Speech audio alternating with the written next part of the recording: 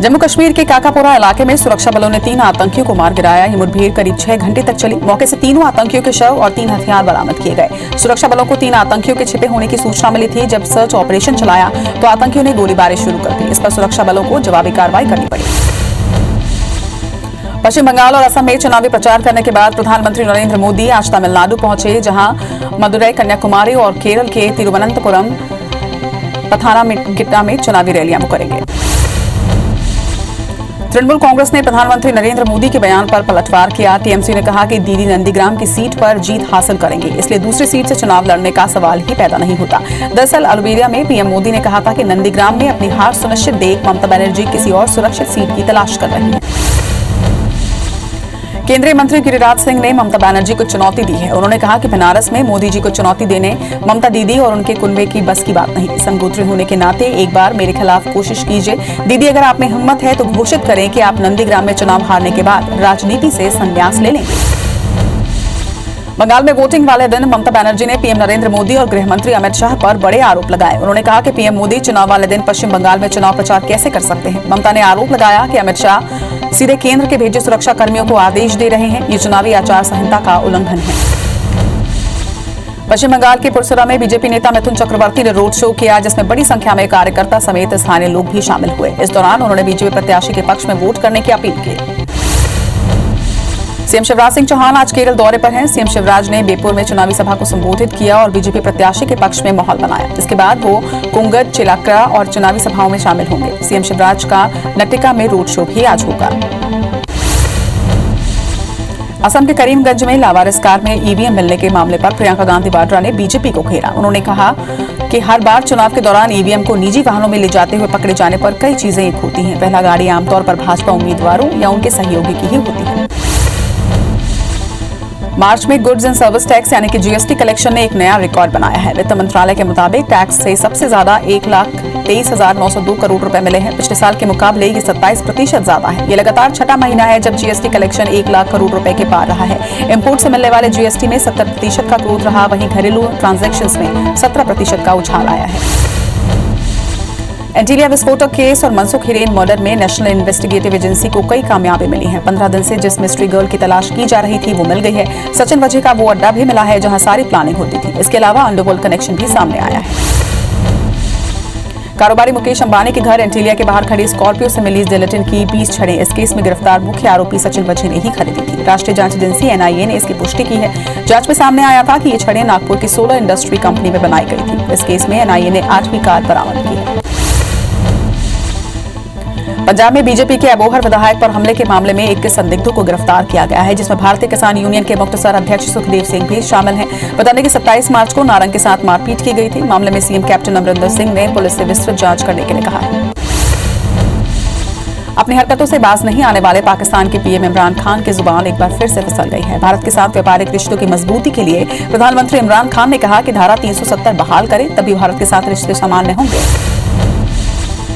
चीन पर कई बार कोविड-19 की उत्पत्ति की जांच में सहयोग नहीं करने का आरोप लगा है। डब्ल्यूएचओ ने भी इस पर चिंता जाहिर की है। उम्मीद जताई है कि आगे इस तरह की परेशानियां पैदा नहीं होंगी। वहीं भारत ने डब्ल्यूएचओ का इस मामले में समर्थन किया है। साथ ही भारत ने डब्ल्यूएचओ के अतिरिक्त मिशन भेजने के सुझाव का भी स्वागत किया। भारत के पूर्व क्रिकेटर सचिन तेंदुलकर को अस्पताल में भर्ती करवाया गया है। सचिन ने खुद ट्वीट कर इसकी जानकारी दी है। सचिन को डॉक्टरों की सलाह के बाद अस्पताल में भर्ती करवाया गया। उन्होंने अपने ट्वीट में उम्मीद जताई है कि वो कुछ दिन में घर लौट आएंगे। साथ ही लोगों से कोरोना महामारी से बचकर रहने की हिदायत भी दी।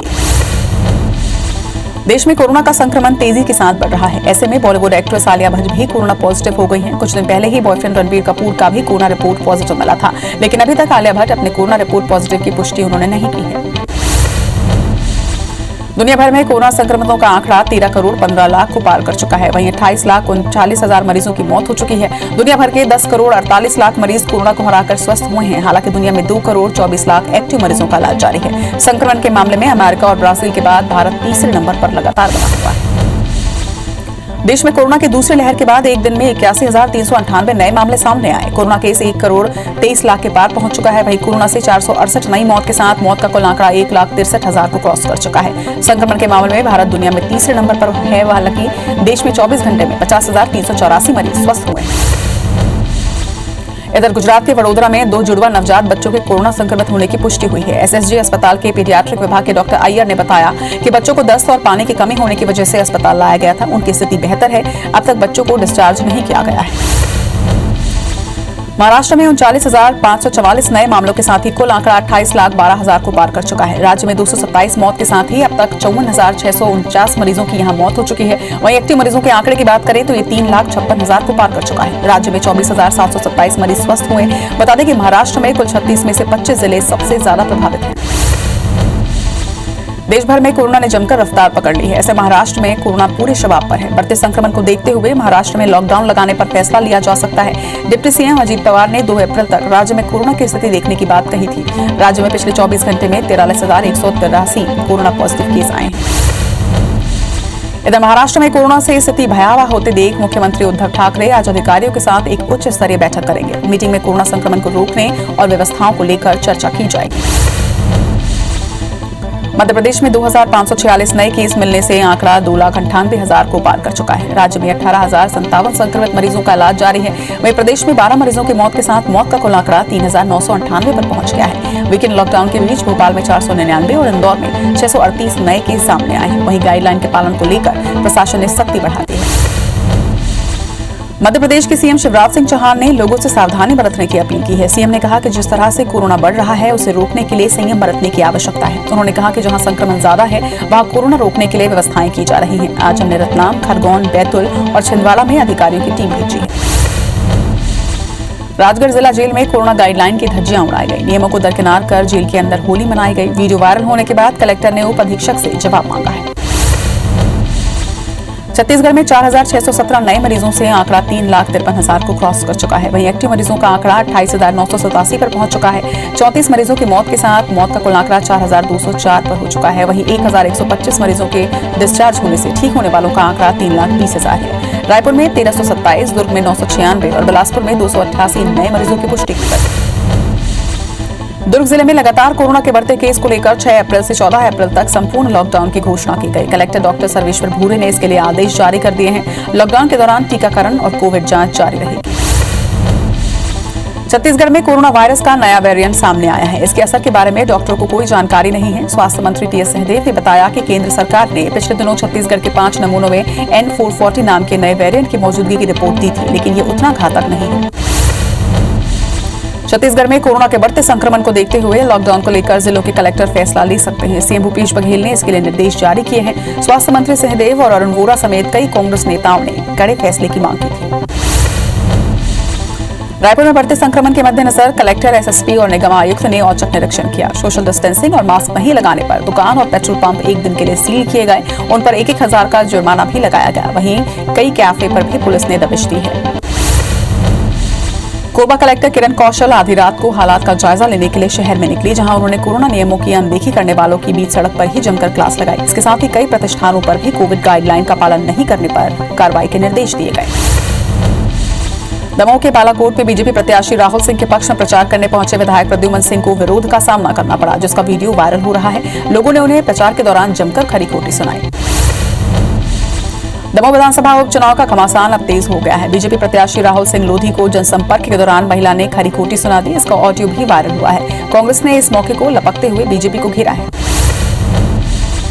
मध्य प्रदेश में पिछले लोकसभा चुनाव में काले धन के इस्तेमाल मामले में मुख्य सचिव और गृह विभाग के एसीएस चुनाव आयोग के सामने पेश हुए, जहां उन्होंने कार्रवाई का ब्यौरा रखा। इस दौरान आयोग ने पूछा कि 3 महीने के बाद भी एफआईआर क्यों नहीं की गई। मुख्यमंत्री शिवराज सिंह चौहान ने 1 साल तक प्रतिदिन वृक्षारोपण करने के संकल्प के तहत पौधारोपण किया। उन्होंने भोपाल के स्मार्ट सिटी पार्क में आज सप्तपर्णी का पौधा लगाया। सीएम ने सभी से पौधारोपण करने की अपील भी की।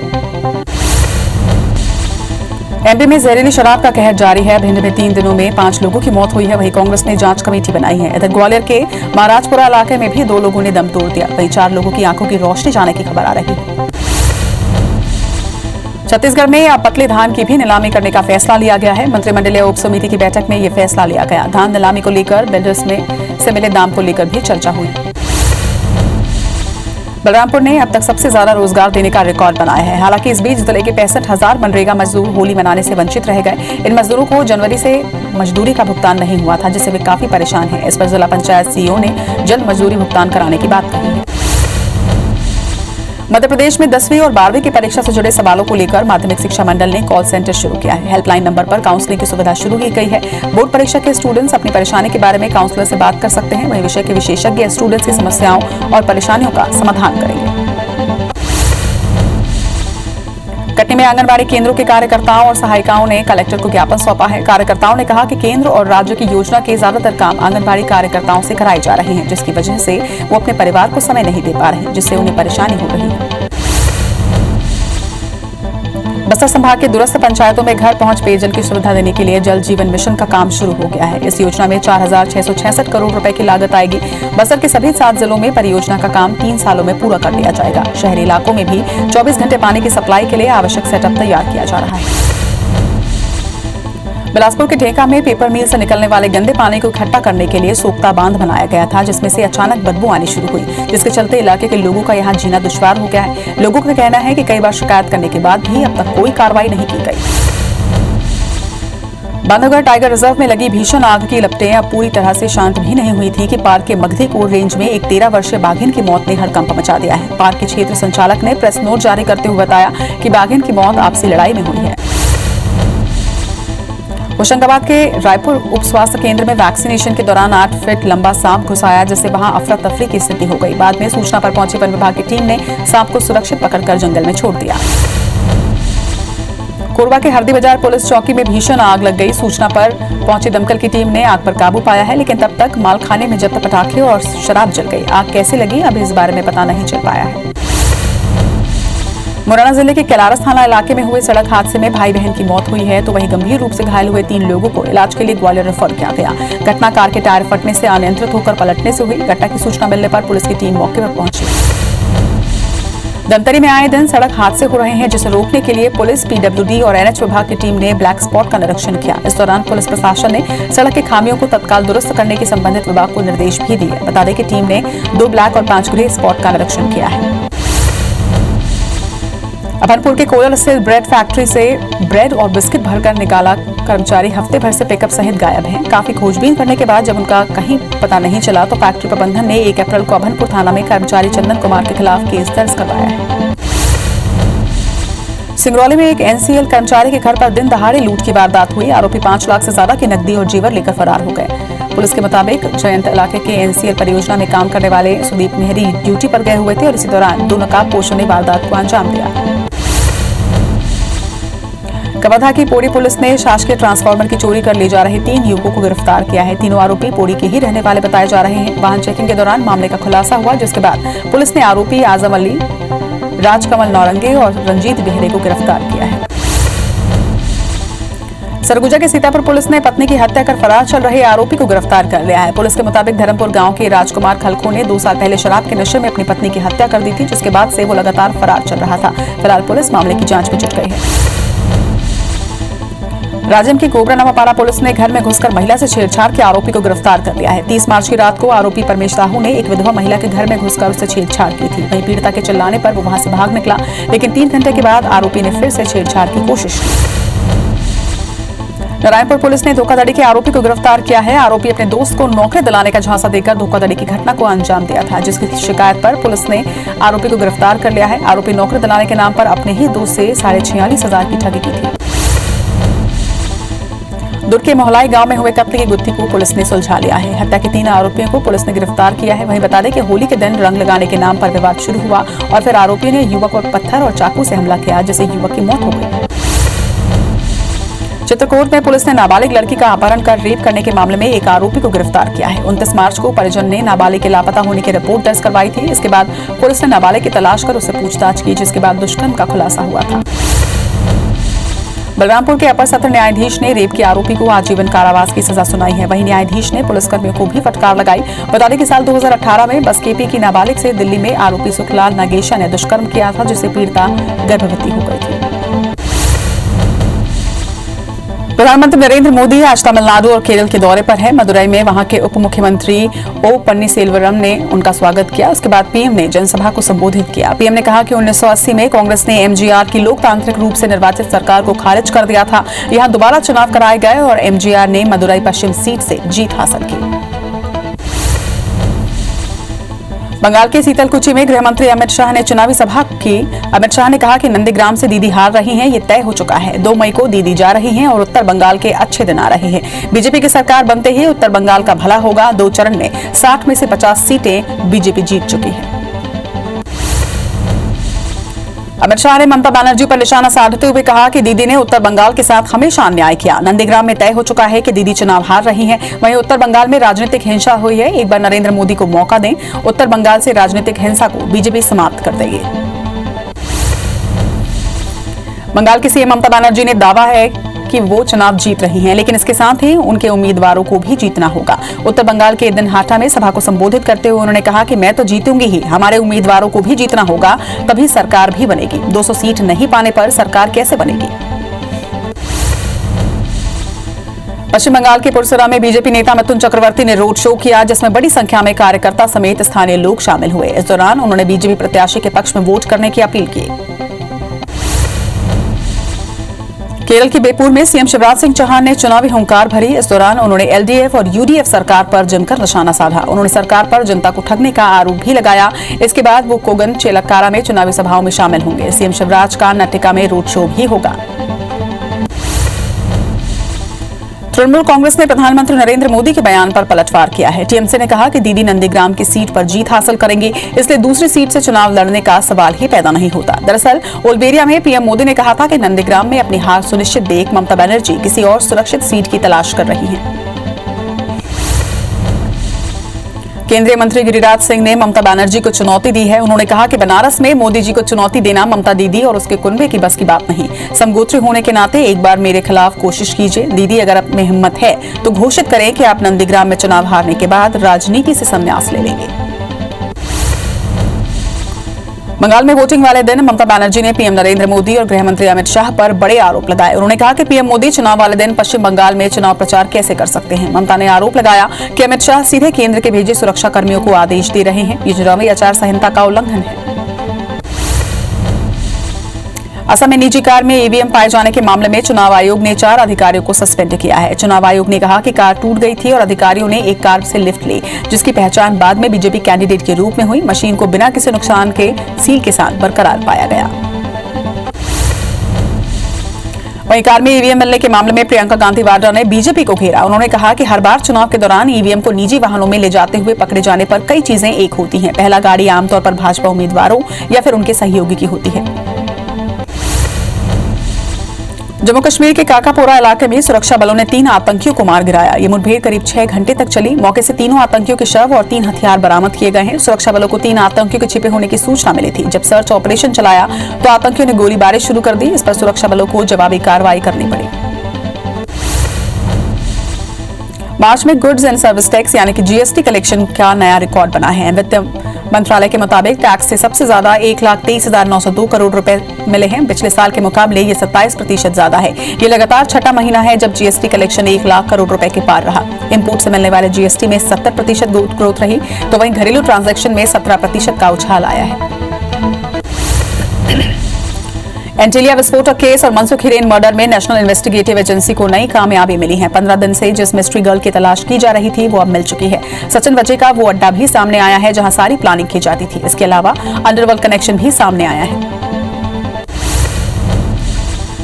कारोबारी मुकेश अंबानी के घर एंटीलिया के बाहर खड़ी स्कॉर्पियो से मिली जिलेटिन की 20 छड़ें इस केस में गिरफ्तार मुख्य आरोपी सचिन वजे ने ही खरीदी थी। राष्ट्रीय जांच एजेंसी एनआईए ने इसकी पुष्टि की है। जांच में सामने आया था कि ये छड़ें नागपुर के 16 इंडस्ट्री कंपनी में बनाई गई थी। इस केस में एनआईए ने 8वीं कार बरामद कर ली है। पंजाब में बीजेपी के अबोहर विधायक पर हमले के मामले में 21 संदिग्धों को गिरफ्तार किया गया, जिसमें भारतीय किसान यूनियन के मुख्तसर अध्यक्ष सुखदेव सिंह भी शामिल हैं। बता दें कि 27 मार्च को नारंग के साथ मारपीट की गई थी। मामले में सीएम कैप्टन अमरिंदर सिंह ने पुलिस से विस्तृत जांच करने के लिए कहा है। अपनी हरकतों से बाज नहीं आने वाले पाकिस्तान के पीएम इमरान खान की जुबान एक बार फिर से फिसल गई है। भारत के साथ व्यापारिक रिश्तों की मजबूती के लिए प्रधानमंत्री इमरान खान ने कहा कि धारा 370 बहाल करें, तभी भारत के साथ रिश्ते सामान्य होंगे।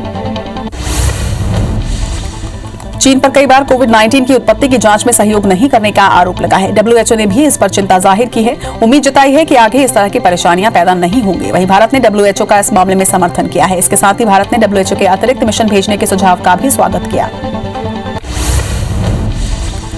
भारत के पूर्व क्रिकेटर सचिन तेंदुलकर की अस्पताल में भर्ती कराया गया है। सचिन ने खुद ट्वीट कर इसकी जानकारी दी है। बता दें कि सचिन को डॉक्टर की सलाह के बाद अस्पताल में भर्ती करवाया गया। उन्होंने अपने ट्वीट में उम्मीद जताई है कि वो कुछ दिन में ही घर लौट आएंगे। इसके साथ ही लोगों से कोरोना महामारी से बचकर रहने की हिदायत भी दी।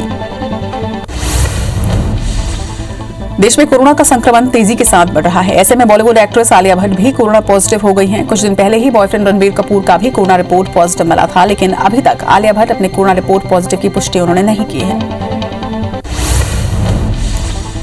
दुनिया भर में कोरोना संक्रमितों का आंकड़ा 13 करोड़ 15 लाख को पार कर चुका है। वहीं 28 लाख 39 हजार मरीजों की मौत हो चुकी है। दुनिया भर के 10 करोड़ 48 लाख मरीज कोरोना को हराकर स्वस्थ हो चुके हैं। हालांकि दुनिया में 2 करोड़ 24 लाख एक्टिव मरीजों का इलाज जारी है। संक्रमण के मामले में अमेरिका और ब्राजील के बाद भारत तीसरे नंबर पर है। देश में कोरोना की दूसरी लहर के बाद एक दिन में 81,398 नए मामले सामने आए हैं। वहीं कोरोना केस 1 करोड़ 23 लाख के पार पहुंच चुका है। कोरोना में 468 नई मौत से अब तक 1,63,000 मरीजों की मौत हो चुकी है। वहीं संक्रमण के मामले में भारत दुनिया में तीसरे नंबर पर पहुंच चुका है। हालांकि देश में 24 घंटे में 50,384 मरीज स्वस्थ हुए हैं। गुजरात के वडोदरा में 2 जुड़वा नवजात बच्चों के कोरोना संक्रमित होने की पुष्टि हुई है। एसएसजी अस्पताल के पीडियाट्रिक विभाग के डॉक्टर अय्यर ने बताया कि बच्चों को दस्त और पानी की कमी होने के कारण अस्पताल लाया गया था। उनकी स्थिति बेहतर है। हालांकि अब तक बच्चों को डिस्चार्ज नहीं किया गया है। महाराष्ट्र में 39,544 नए मामलों के साथ ही कुल आंकड़ा प्रदेश में 28,12,000 को पार कर चुका है। राज्य में 227 मौतों के साथ कुल मौत का आंकड़ा 54,649 मरीजों पर है। वहीं एक्टिव मरीजों का आंकड़ा 3,56,000 के पार पहुंच चुका है। राज्य में 24,727 मरीज स्वस्थ हुए हैं। बता दें कि महाराष्ट्र में कुल 36 में से 25 जिले सबसे ज्यादा प्रभावित हैं। देश भर में कोरोना ने जमकर रफ्तार पकड़ी है। इसमें महाराष्ट्र में कोरोना पूरी शबाब पर है। बढ़ते संक्रमण को देखते हुए महाराष्ट्र में लॉकडाउन लगाने का फैसला लिया जा सकता है। डिप्टी सीएम अजीत पवार ने 2 अप्रैल तक राज्य में कोरोना की स्थिति देखने की बात कही थी। वहीं राज्य में पिछले 24 घंटे में 43,183 कोरोना पॉजिटिव केस सामने आए हैं। इधर महाराष्ट्र में कोरोना में से स्थिति भयावह होते देख मुख्यमंत्री उद्धव ठाकरे आज अधिकारियों के साथ एक उच्च स्तरीय बैठक करेंगे। मीटिंग में कोरोना संक्रमण को रोकने और व्यवस्थाओं को लेकर चर्चा की जाएगी। मध्य प्रदेश में 2,546 नए केस मिलने से आंकड़ा 2,98,000 को पार कर चुका है। वहीं राज्य में 18,057 संक्रमित मरीजों का इलाज जारी है। प्रदेश में 12 मरीजों की मौत से कुल आंकड़ा 3,998 पर पहुंच गया है। वहीं वीकेंड लॉकडाउन के बीच भोपाल में 499 और इंदौर में 638 नए केस सामने आए हैं। वहीं गाइडलाइन के पालन को लेकर प्रशासन ने सख्ती बढ़ा दी है। मध्य प्रदेश के सीएम शिवराज सिंह चौहान ने लोगों से सावधानी बरतने की अपील की। सीएम ने कहा कि जिस तरह से कोरोना बढ़ रहा है उसे रोकने के लिए संयम बरतने की आवश्यकता है। उन्होंने कहा कि जहां संक्रमण ज्यादा है वहां कोरोना रोकने के लिए व्यवस्थाएं की जा रही हैं। हमने रतलाम, खरगोन, बैतूल और छिंदवाड़ा में अधिकारियों की टीम भेजी है। राजगढ़ जिला जेल में कोरोना गाइडलाइन की धज्जियां उड़ाई गई। नियमों को दरकिनार कर जेल के अंदर होली मनाई गई। वीडियो वायरल होने के बाद कलेक्टर ने उप अधीक्षक से जवाब मांगा है। छत्तीसगढ़ में 4,617 नए मरीजों के साथ ही आंकड़ा प्रदेश में 3,53,000 को क्रॉस कर चुका है। वहीं एक्टिव मरीजों का आंकड़ा 28,987 पर पहुंच चुका है। 34 मरीजों की मौत के साथ कुल मौत का आंकड़ा प्रदेश में 4,204 पर है। वहीं 1,125 मरीजों के डिस्चार्ज होने के साथ ठीक होने वालों का आंकड़ा 3,20,000। रायपुर में 1,327, दुर्ग में 996 और बिलासपुर में 288 नए मरीज सामने आए। दुर्ग जिले में लगातार कोरोना के बढ़ते केस को लेकर 6 अप्रैल से 14 अप्रैल तक संपूर्ण लॉकडाउन की घोषणा की गई है। कलेक्टर डॉक्टर सर्वेश्वर भूरे ने इसके लिए आदेश जारी कर दिया है। लॉकडाउन के दौरान टीकाकरण और कोविड जांच जारी रहेगी। छत्तीसगढ़ में कोरोना वायरस का नया वेरिएंट सामने आया है। इसके असर के बारे में डॉक्टरों को कोई जानकारी नहीं है। स्वास्थ्य मंत्री टीएस सिंहदेव ने बताया कि केंद्र सरकार ने पिछले दिनों छत्तीसगढ़ के 5 नमूनों में N440 नाम के नए वेरिएंट की मौजूदगी की रिपोर्ट दी थी, लेकिन ये उतना घातक नहीं है। इधर छत्तीसगढ़ में बढ़ते संक्रमण के लिए पूर्व सीएम रमन ने ट्वीट कर सरकार की गलत नीतियों को जिम्मेदार बताया। उन्होंने कहा कि रोड सेफ्टी क्रिकेट टूर्नामेंट में फ्री टिकट देकर सरकार लोगों की जान को खतरे में डाला है। इधर रमन के बयान पर टीएस सिंहदेव ने पलटवार किया है। छत्तीसगढ़ में कोरोना के बढ़ते संक्रमण को देखते हुए लॉकडाउन को लेकर जिलों के कलेक्टर फैसला ले सकते हैं। सीएम भूपेश बघेल ने इसके लिए निर्देश जारी कर दिए हैं। स्वास्थ्य मंत्री सिंहदेव और अरुण वोरा समेत कई कांग्रेस नेताओं ने कड़े फैसले की मांग रखी थी। रायपुर में बढ़ते संक्रमण के मद्देनजर कलेक्टर, एसएसपी और निगम आयुक्त ने औचक निरीक्षण किया। सोशल डिस्टेंसिंग और मास्क नहीं लगाने पर दुकान और पेट्रोल पंप एक दिन के लिए सील किए गए। उन पर 1-1 हजार का जुर्माना भी लगाया गया। वहीं कई कैफे पर भी पुलिस ने दबिश दी है। कोरबा कलेक्टर किरण कौशल आधी रात को हालात का जायजा लेने के लिए शहर में निकली, जहां उन्होंने कोरोना नियमों की अनदेखी करने वालों के बीच सड़क पर ही जमकर क्लास लगाई। इसके साथ ही कई प्रतिष्ठानों पर भी कोविड गाइडलाइन का पालन नहीं करने पर कार्रवाई के निर्देश दिए। जशपुर जिले में बढ़ते कोरोना संक्रमण के बीच पत्थलगांव में 2 वार्डों को कंटेनमेंट जोन घोषित किया गया। 7 दिनों के लिए पत्थलगांव के पुरानी बस्ती और भातुडांड को कंटेनमेंट जोन में तब्दील किया गया है। यहां झारखंड और ओडिशा की सीमा पर भी बैरियर लगाकर सघन जांच शुरू कर दी गई है। दमोह के बालाकोट में बीजेपी प्रत्याशी राहुल सिंह के पक्ष में प्रचार करने पहुंचे विधायक प्रद्युमन सिंह को विरोध का सामना करना पड़ा, जिसका वीडियो भी वायरल हो रहा है। लोगों ने उन्हें प्रचार के दौरान जमकर खरी खोटी सुनाई। दमोह विधानसभा उपचुनाव का घमासान अब तेज हो गया है। बीजेपी प्रत्याशी राहुल सिंह लोधी को जनसंपर्क के दौरान महिलाओं ने खरी खोटी सुना दी। इसका वीडियो भी अब वायरल हो रहा है। वहीं कांग्रेस ने इस मौके को लपकते हुए बीजेपी को घेरा है। बुंड मुरैना में जहरीली शराब के कहर पर सियासी बयानबाजी जारी है। पूर्व सीएम कमलनाथ ने ट्वीट कर शिवराज सिंह चौहान पर निशाना साधा है। उन्होंने लिखा कि पता नहीं माफिया कब गड़ेंगे और कब टंगेंगे। मध्य प्रदेश में पिछले लोकसभा चुनाव में काले धन के इस्तेमाल मामले में मुख्य सचिव और गृह विभाग के एसीएस चुनाव आयोग के सामने पेश हुए, जहां उन्होंने कार्रवाई का ब्यौरा रखा। इस दौरान आयोग ने पूछा कि 3 महीने बाद भी एफआईआर क्यों नहीं की गई। मुख्यमंत्री शिवराज सिंह चौहान ने 1 साल तक प्रतिदिन वृक्षारोपण करने के अपने संकल्प के तहत पौधारोपण किया। उन्होंने भोपाल के स्मार्ट सिटी पार्क में आज सप्तपर्णी का पौधा लगाया। सीएम ने सभी से पौधारोपण करने की अपील भी की। मध्य प्रदेश को दूध उत्पादन के क्षेत्र में बड़ी उपलब्धि हासिल हुई है। देश की दूसरी बड़ी लेबोरेटरी 47 करोड़ की लागत से भोपाल में बनेगी, जिसका उद्घाटन सीएम शिवराज सिंह चौहान करेंगे। नारायणपुर में नक्सलियों की खोखली विचारधारा से तंग होकर 3 इनामी समेत 4 नक्सलियों ने एसपी के सामने आत्मसमर्पण किया, जिसमें 3 महिला नक्सली शामिल हैं। सभी नक्सली कई बड़ी वारदात में शामिल रहे हैं। एमपी में जहरीली शराब का कहर जारी है। भिंड में 3 दिन में 5 लोगों की मौत हुई है। वहीं कांग्रेस ने जांच कमेटी बनाई है। इधर ग्वालियर के महाराजपुरा इलाके में भी 2 लोगों ने दम तोड़ दिया। वहीं 4 लोगों की आंखों की रोशनी जाने की खबर है।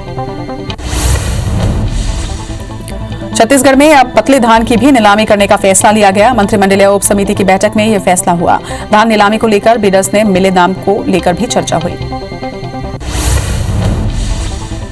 बलरामपुर ने अब तक सबसे ज्यादा रोजगार देने का रिकॉर्ड बनाया है। हालांकि इस बीच जिले के 65,000 मनरेगा मजदूर होली मनाने से वंचित रह गए। इन मजदूरों को जनवरी से मजदूरी का भुगतान नहीं किया गया है, जिससे वो काफी परेशान है। इस पर जिला पंचायत सीईओ ने जल्द मजदूरी भुगतान कराने की बात कही है।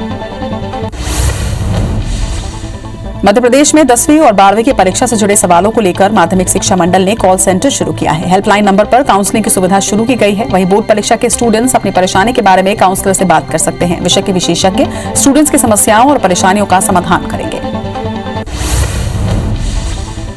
कटनी में आंगनबाड़ी केंद्रों के कार्यकर्ताओं और सहायिकाओं ने कलेक्टर को ज्ञापन सौंपा। कार्यकर्ताओं ने कहा कि केंद्र और राज्य की योजना के ज्यादातर काम आंगनबाड़ी कार्यकर्ताओं से कराए जा रहे हैं, जिसकी वजह से वो अपने परिवार को समय नहीं दे पा रही, जिससे उन्हें परेशानी हो रही है। बस्तर संभाग के दूरस्थ पंचायतों में घर पहुंच पेयजल की सुविधा देने के लिए जल जीवन मिशन का काम शुरू हो गया है। इस योजना में 4,666 करोड़ रुपए की लागत आएगी। बस्तर के सभी 7 जिलों में परियोजना का काम 3 सालों में पूरा कर लिया जाएगा। शहरी इलाकों में भी 24 घंटे पानी की सप्लाई के लिए आवश्यक सेटअप तैयार किया जा रहा है। बिलासपुर के ढेंका में पेपर मिल से निकलने वाले गंदे पानी को इकट्ठा करने के लिए सोख्ता बांध बनाया गया था, जिसमें से अचानक बदबू आनी शुरू हो गई है, जिसके चलते इलाके के लोगों का जीना दुश्वार हो गया है। लोगों का कहना है कि कई बार शिकायत करने के बाद भी अब तक कोई कार्रवाई नहीं हुई है। बांधवगढ़ टाइगर रिजर्व में लगी भीषण आग की लपटें अभी पूरी तरह से शांत भी नहीं हुई थी कि पार्क के मगधीकोर रेंज में एक 13 वर्षीय बाघिन की मौत ने हड़कंप मचा दिया। पार्क के क्षेत्र संचालक ने प्रेस नोट जारी करते हुए बताया कि बाघिन की मौत आपसी लड़ाई में हुई है। होशंगाबाद के रायपुर उप स्वास्थ्य केंद्र में वैक्सीनेशन के दौरान 8 फीट लंबा सांप घुस आया, जिससे वहां अफरा तफरी की स्थिति पैदा हो गई। बाद में सूचना पर पहुंची वन विभाग की टीम ने सांप को सुरक्षित पकड़कर जंगल में छोड़ दिया। कोरबा के हरदी बाजार पुलिस चौकी में भीषण आग लग गई। सूचना पर पहुंची दमकल की टीम ने आग पर काबू पाया, लेकिन तब तक मालखाने में जब्त पटाखे और शराब जल गए। आग कैसे लगी अब तक इस बारे में पता नहीं चल पाया है। मुरैना जिले के कैलारस थाना इलाके में हुए सड़क हादसे में भाई बहन की मौत हो गई, तो वहीं गंभीर रूप से घायल हुए 3 लोगों को इलाज के लिए ग्वालियर रेफर किया गया है। घटना कार की टायर फटने से अनियंत्रित होकर पलटने से हुई। घटना की सूचना मिलने पर पुलिस की टीम मौके पर पहुंची। धमतरी में आए दिन सड़क हादसे हो रहे हैं, जिसे रोकने के लिए पुलिस, पीडब्ल्यूडी और एनएच विभाग की टीम ने ब्लैक स्पॉट का निरीक्षण किया। इस दौरान पुलिस प्रशासन ने सड़क की खामियों को तत्काल दुरुस्त करने के संबंधित विभाग को निर्देश भी दिए। बता दें कि टीम ने 2 ब्लैक और 5 ग्रे स्पॉट का निरीक्षण किया। अबनपुर के कोलर स्थित ब्रेड फैक्ट्री से ब्रेड और बिस्किट भरकर निकला कर्मचारी हफ्ते भर से पिकअप सहित गायब है। काफी खोजबीन करने के बाद जब उसका कोई पता नहीं चला तो फैक्ट्री प्रबंधन ने 1 अप्रैल को अबनपुर थाना में कर्मचारी चंदन कुमार के खिलाफ केस दर्ज करवाया है। कवर्धा के पंडरिया में मुनिया प्रजाति के 13 पक्षियों को मृत अवस्था में पाया गया। मौत के कारणों का पता नहीं चल पाया है। हालांकि मामले की जानकारी पशु विभाग को दे दी गई है। जांच के बाद मौत के कारणों का खुलासा हो पाएगा। पक्षियों के शव को परीक्षण के लिए भेजा गया है।